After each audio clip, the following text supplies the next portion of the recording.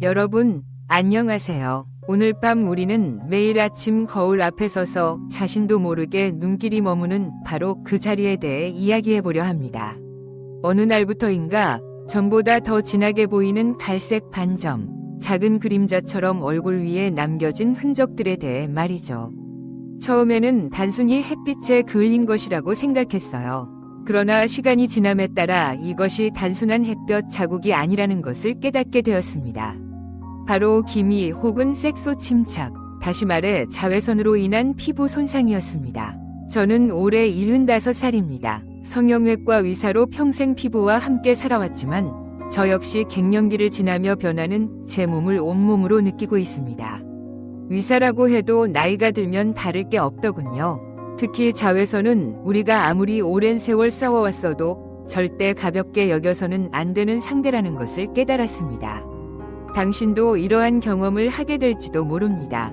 아침에 창문을 여는 순간 실내로 쏟아져 들어오는 햇살이 이렇게 따뜻할 수 있구나 하고 미소 짓는 찰나, 그 빛이 바로 당신의 피부에 작게, 아주 천천히 지워지지 않는 그림자를 새기고 있다는 사실을 떠올리기조차 어려울 것입니다. 우리는 매일 햇볕과 함께 살아가지만 그 햇볕이 반드시 좋은 것만은 아니라는 것을 깨닫는데 시간이 좀 걸립니다. 완전히 릴렉스하기 전에 이 영상이 유익하거나 편안하셨다면 좋아요와 구독으로 응원해주시면 감사하겠습니다. 정말 그럴 가치가 있다고 느끼신다면요. 또한 댓글로 지금 어디서 보고 계신지와 현재 몇 시인지 알려주시면 좋겠습니다. 전 세계의 다양한 시청자분들과 소통하는 것은 저에게 큰 기쁨입니다. 저도 예전에는 그렇게까지 신경 쓰지 않았습니다. 진료와 상담을 하며 돌아다니다 보면 바깥에 노출되는 시간이 얼마나 되는지도 몰랐고 화장은 항상 바쁘게 했으며 자외선 차단제는 가끔 한 번 바르는 정도로 마치 화장의 마지막 단계처럼 대충 바르고 말았습니다. 그런데 그러던 어느 날 사진을 찍었는데 스마트폰이 자동으로 미백 필터를 적용했음에도 불구하고 제 왼쪽 광대뼈 위에 어둡게 자리 잡은 그림자가 명확하게 보였습니다. 그날 저는 처음으로 피부 속에 자리 잡은 자외선의 흔적을 마주하게 되었습니다. 제가 병원에서 만나는 환자분들 중 절반 이상이 저와 비슷한 고민을 가지고 오십니다. 특히 갱년기 전후의 여성분들이 그러한데요. 이 시기에는 에스트로겐과 프로게스테론 수치가 급격히 변동하기 때문에 단순히 기미나 잡티의 정도뿐만 아니라 그 회복 속도 자체가 현저히 저하되기 시작합니다. 같은 햇볕 아래에 있어도 젊었을 때보다 더 깊고 더 오랫동안 자국이 남는다는 의미입니다. 그런데 이 자외선은 단지 햇빛 때문일까요? 사실은 더 복잡합니다. 오늘날 우리 얼굴에 가장 큰 영향을 미치는 자외선은 단순히 해가 쨍쨍한 한낮의 빛이 아니라 사무실 창문을 통과하는 UVA, 스마트폰이나 모니터에서 나오는 블루라이트, 심지어 구름 낀 날에도 우리를 따라다니는 자외선들입니다. 그래서 저는 종종 이렇게 말하곤 합니다. 햇빛이 우리를 포옹할 때 멜라닌 세포는 비명을 지르기 시작합니다. 이야기를 들려드리겠습니다. 제 환자 중 한 분은 53세의 약사였습니다. 그분은 매일 출근 전 동일한 루틴으로 기초 화장품과 선크림을 바르고 약국의 유리창 안에서 종일 근무하셨습니다. 자외선에 크게 노출된다고 생각하지 않으셨겠죠? 그런데 6개월 만에 양쪽 볼과 눈가에 뚜렷한 색소 침착이 생겨버렸습니다. 그 이유는 무엇일까요? 바로 유리창을 통과해 들어온 UVA와 내부 조명에서 발생하는 HEV 라이트 때문이었습니다. 과학적으로도 UVA는 진피층까지 도달하여 광노화의 주범으로 알려져 있습니다. 이는 우리가 실내에서도 결코 안심할 수 없는 이유입니다. 또 하나 특이했던 기억은 바로 운전 중 기미 현상입니다. 운전을 자주 하시는 분들, 특히 창 쪽 팔과 얼굴 쪽이 더 짙어졌다는 경험을 하신 분들이 많을 것입니다. 그 이유는 간단합니다. 자동차 유리창은 UVB는 차단하지만 UVA는 거의 그대로 통과시키기 때문입니다. 이 사실을 알게 된 이후로 저는 운전할 때마다 꼭 선크림을 다시 바르고 얇은 장갑과 모자를 챙기게 되었습니다. 이 모든 것은 단순히 피부의 미용 문제로만 볼 수 없습니다. 자외선은 콜라겐 분해를 가속화하고 피부 장벽을 약화시켜 결국 조기 노화로 이어지는 매우 중요한 원인입니다. 색이 바래고 질감이 변하며 탄력이 줄어드는 모든 변화의 중심에는 자외선이라는 고요한 침입자가 존재합니다. 그럼 조명을 끄고 선풍기 소리에 귀를 기울이며 오늘 밤의 여정을 함께 시작해 봅시다. 어느 날 진료를 마치고 병원 복도를 걷고 있었습니다. 엘리베이터 앞에 서 있던 한 환자분이 저에게 다가와 조심스럽게 물었습니다. 선생님, 요즘 햇빛도 별로 없는데 왜 제 얼굴에 기미가 더 짙어지는 걸까요? 저는 그 질문을 듣고 순간 멈칫했습니다. 바로 그 질문이 저 자신에게도 수없이 던졌던 것이었으니까요.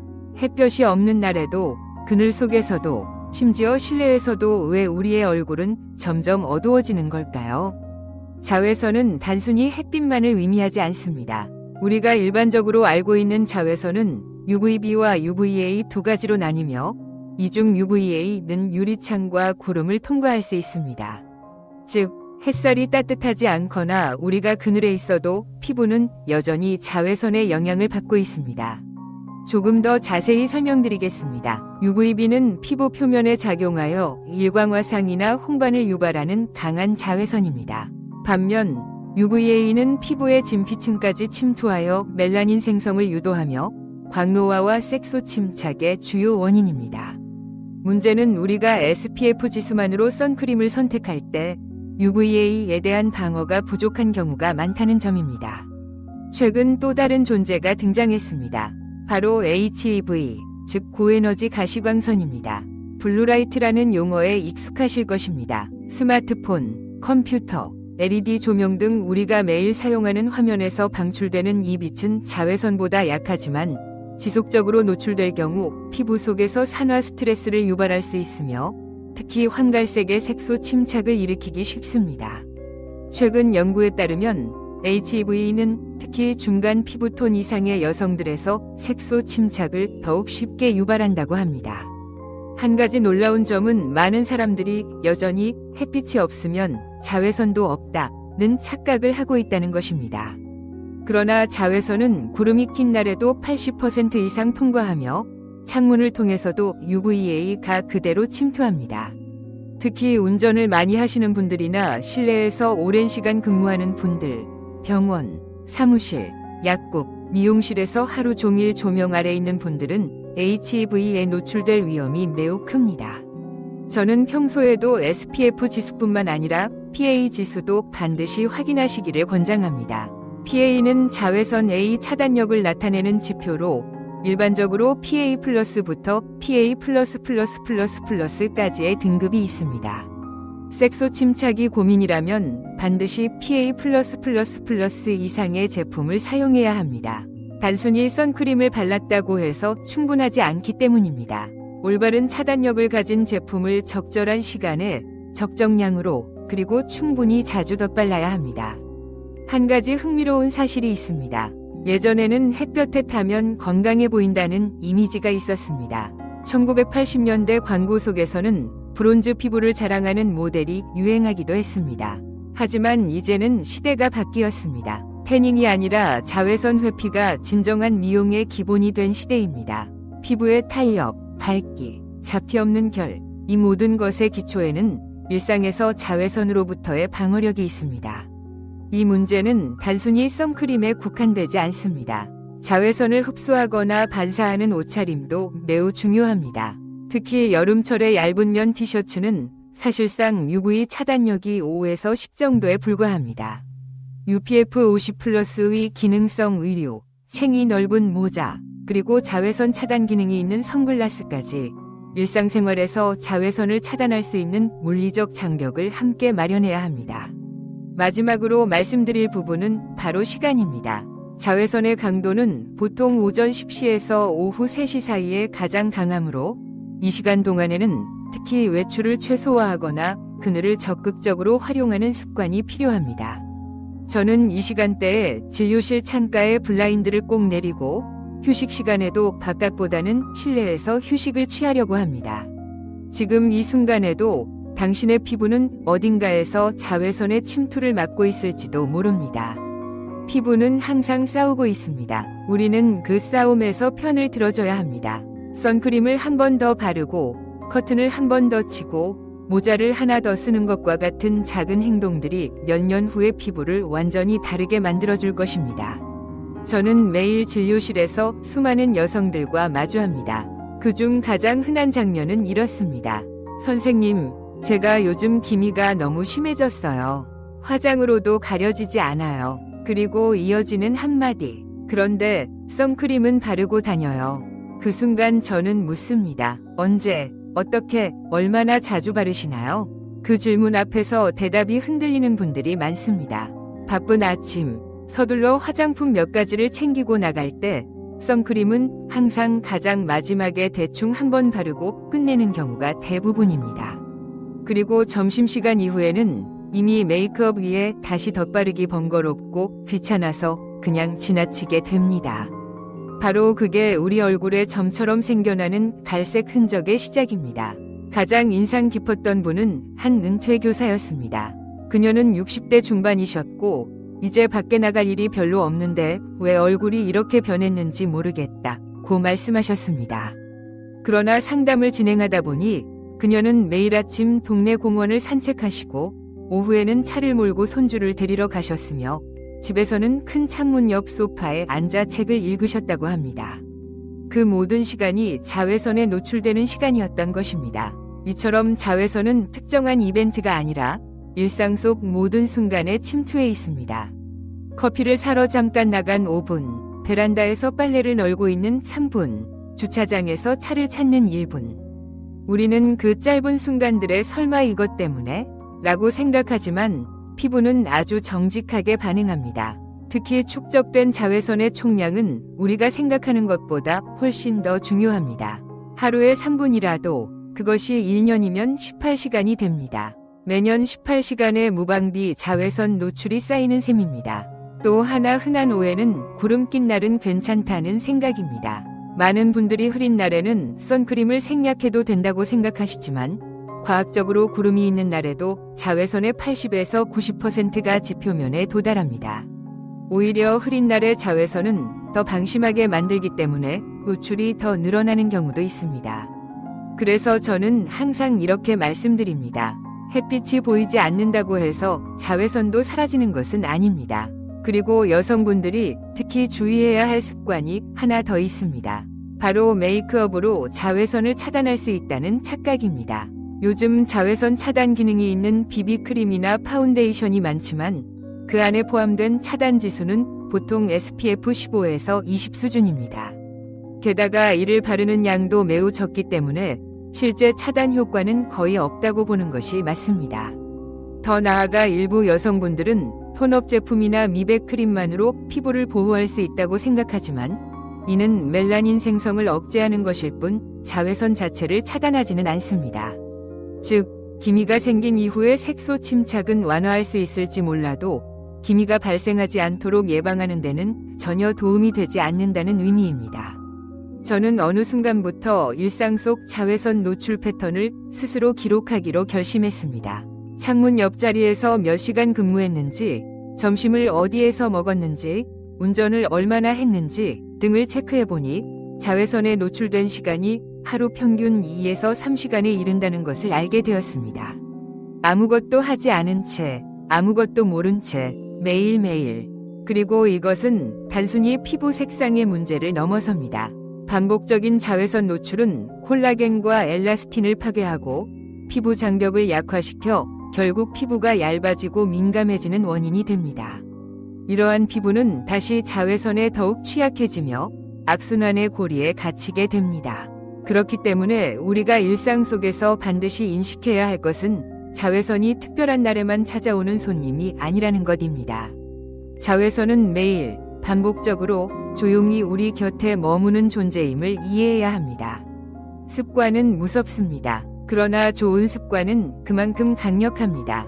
아침에 선크림을 챙겨 바르고 점심시간에 다시 덧바르며 실내에서도 창가 근처에 있을 때는 커튼을 치고 운전할 때는 팔을 가리는 것과 같은 작은 행동들이 모여 기미 하나 없는 투명한 피부를 지키는 기반이 됩니다. 그리고 그것은 단순히 외모에 관한 것이 아니라 나 자신을 소중히 여기는 방식이기도 합니다. 아무도 모르더라도 내 피부는 알고 있습니다. 오늘도 나를 지켜주었구나. 진료실에 앉아 계신 58세 여성 환자분은 마치 자책하듯 말씀하셨습니다. 선생님, 저는 선크림을 매일 바르는데 왜 기미가 더 짙어졌을까요? 저는 조심스럽게 그분의 사용 방법을 여쭤보았습니다. 아침에 바르고 끝, 하루 한 번. 메이크업 위에는 덧바르기 불편해서 생략하고 양은 그냥 대충 손끝에 한 번 짜서. 이는 마치 전쟁터에 나가는 병사가 헬멧만 쓰고 방탄조끼는 생략한 채 총알이 빗발치는 곳으로 나아가는 모습과도 같습니다. 많은 분들이 선크림을 바른다는 사실 자체에 안심합니다. 그러나 그 선크림이 실제로 피부를 보호하는 방패 역할을 하려면 몇 가지 전제 조건이 충족되어야 합니다. 단순히 바른다고 해서 끝나는 것이 아니라는 점을 기억해야 합니다. 먼저 SPF와 PAV 개념을 정확히 이해해야 합니다. SPF는 UVB, 즉 피부 표면을 태우는 자외선 비위 차단 지수를 의미하며 PA는 피부 깊숙이 침투하여 광노화와 기미를 유발하는 UVA 차단력을 나타냅니다. 많은 분들이 SPF 수치만 높으면 강력한 선크림이라고 오해하지만 실제로 기미나 색소 침착을 예방하기 위해서는 PA 지수가 더 중요합니다. PA는 PA+, 파++, 파++++, 그리고 PA+++++로 구분되며 PA++++ 이상이어야 UVA로부터 피부를 충분히 보호할 수 있습니다. 다음은 제형과 성분에 관한 문제입니다. 선크림은 크게 물리적 차단제와 화학적 차단제로 나눌 수 있습니다.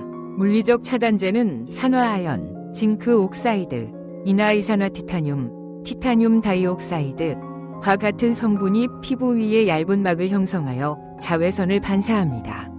반면 화학적 차단제는 자외선을 피부에 흡수한 후 화학 반응을 통해 열 에너지로 변환하여 제거합니다. 각각의 차단제는 장단점이 있습니다. 물리적 차단제는 자극이 적고 민감성 피부에도 잘 맞지만 백탁 현상이 발생하거나 제형이 무거워 화장이 어려운 경우가 많습니다. 반면 화학적 차단제는 가볍고 투명하지만 민감한 피부에 자극을 줄 수 있으며 장시간 햇빛에 노출되면 불안정해질 수 있습니다.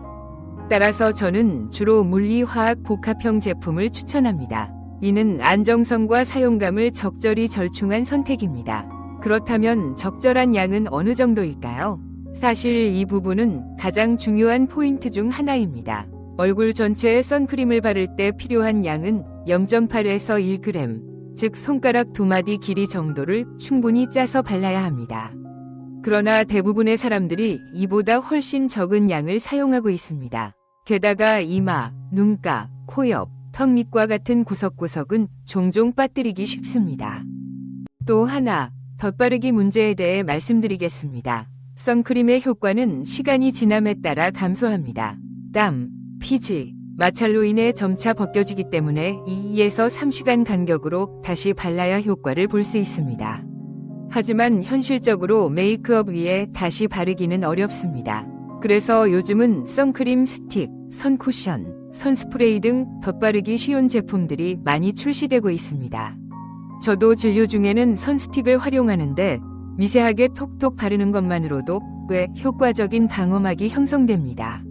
재미있는 점은 많은 사람들이 선크림을 화장품의 일종으로 여기고 미백크림이나 비비크림, 파운데이션과 같은 기준으로 선택한다는 것입니다. 촉촉한 것이 좋다거나 톤업 효과가 있기를 바라는 등 다양한 의견이 있지만 선크림은 미백이나 커버가 아닌 피부 보호제입니다. 눈에 띄는 변화를 주기보다는 아무 변화도 없도록 만드는 것이 그 목적입니다. 따라서 피부를 지키는 기능을 최우선으로 고려해야 합니다. 그리고 선크림 외에도 차단 필름처럼 작용하는 다양한 외부 아이템들이 있습니다. 자외선 차단 기능이 있는 모자, 선글라스, 양산, 심지어 마스크까지 포함됩니다. 특히 선글라스는 피부뿐만 아니라 눈을 통한 자외선 침투도 차단해줍니다. 연구에 따르면 눈을 통해 자외선이 들어가면 뇌하수체를 자극하여 멜라닌 생성을 촉진할 수 있다고 합니다. 마지막으로 말씀드리고 싶은 것은 선크림 사용이 부지런한 사람이 이기는 게임이라는 점입니다. 아침에 제대로 바르고 정해진 시간마다 덧바르며 집에 들어가기 전에도 한 번 더 발라주는 것이 중요합니다. 귀찮고 번거롭지만 이러한 작은 반복이 3년, 5년, 10년 후 피부의 운명을 완전히 바꿉니다. 자외선은 보이지 않지만 그 흔적은 수년 후에 뚜렷하게 드러납니다. 현재 선크림을 바르고 계신다면 잘하고 계신 것입니다. 다만 그 방패가 정말 효과적으로 작용하고 있는지 한번 점검해 보시기를 권장합니다. 피부는 항상 그 기억을 간직하고 있기 때문입니다. 나이가 들면서 나타나는 피부 변화 중 가장 복잡하고 미묘한 주제 중 하나는 바로 호르몬입니다. 특히 여성의 몸에서는 에스트로겐과 프로게스테론이라는 두 가지 주요 호르몬이 피부에 매우 강력한 영향을 미칩니다. 저는 이를 보이지 않는 스위치라고 부릅니다. 겉으로는 드러나지 않지만 어느 날 갑자기 켜지는 이 스위치가 피부를 전혀 다른 상태로 변화시키기 때문입니다.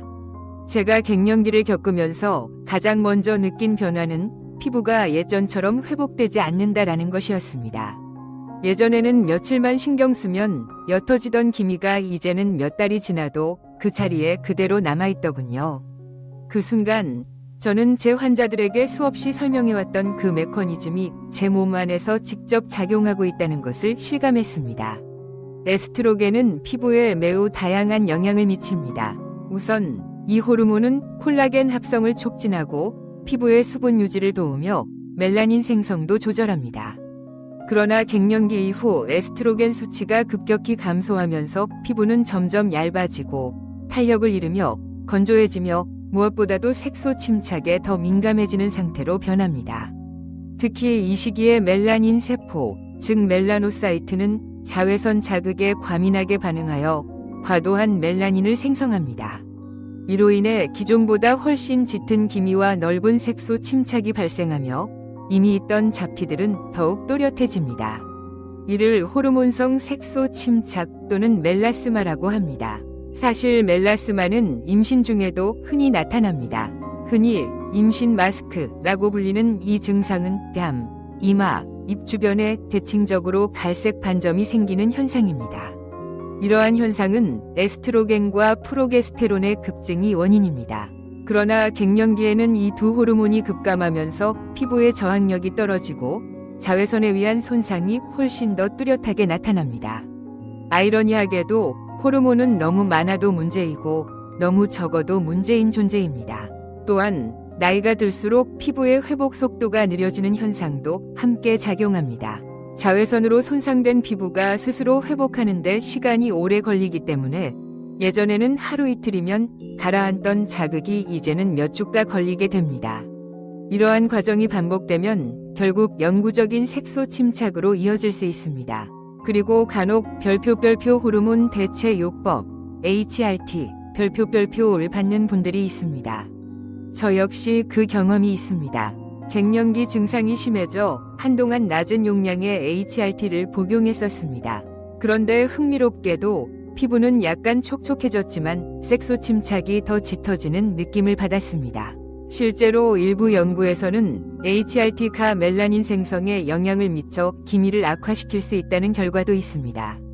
이 때문에 피부색에 민감한 분들은 HRT의 장단점을 반드시 의사와 충분히 상담한 후 시작해야 합니다. 그렇다고 해서 호르몬을 모두 피해야 하는 것은 아닙니다.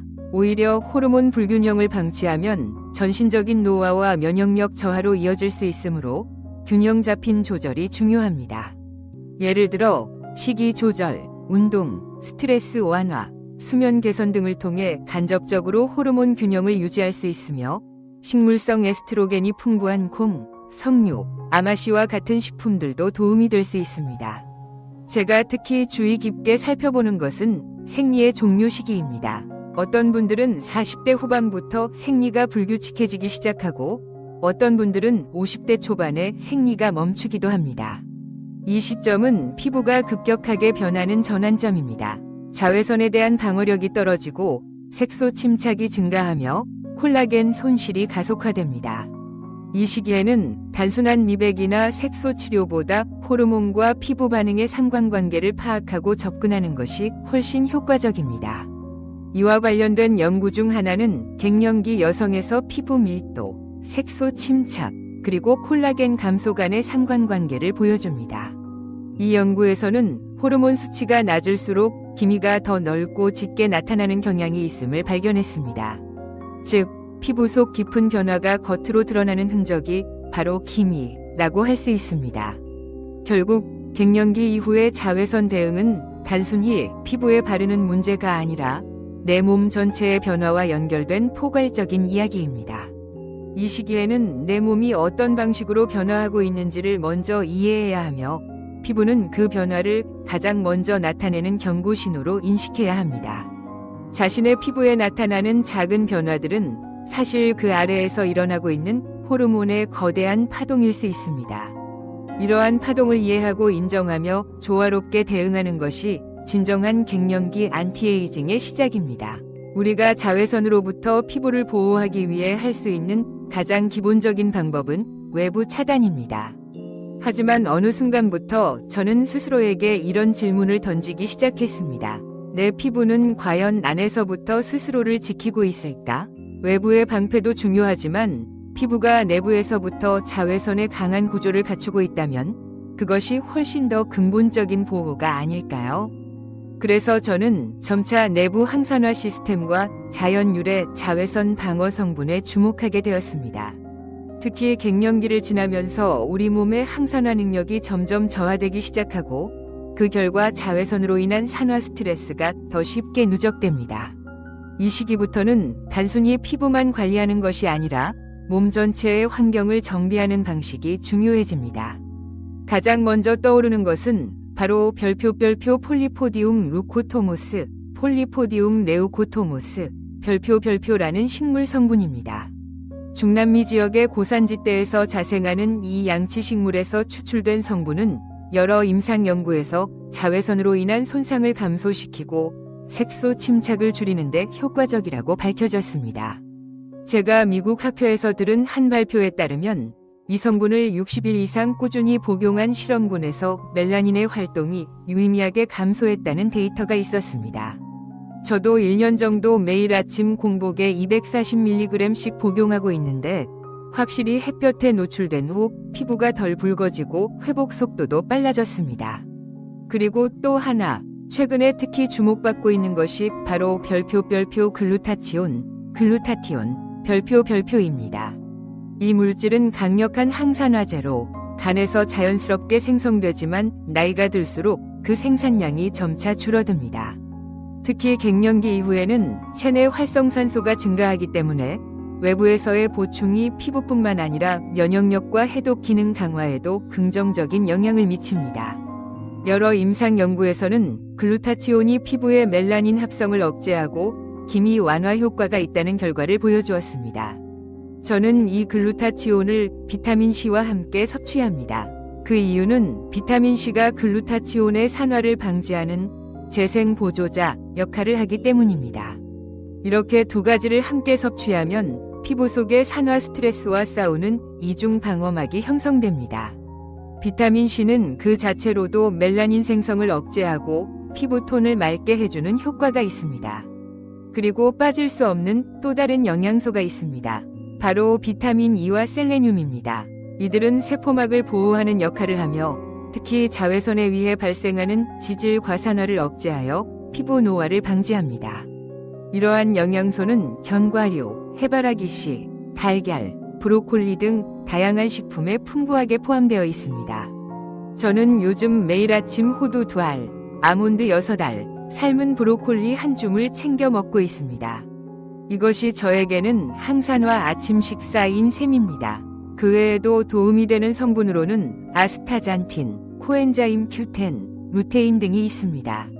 특히 아스타잔틴은 연어에서 추출되는 붉은색 색소로 자외선으로 인한 콜라겐 손실을 예방하는 데 도움을 준다는 연구 결과가 있습니다.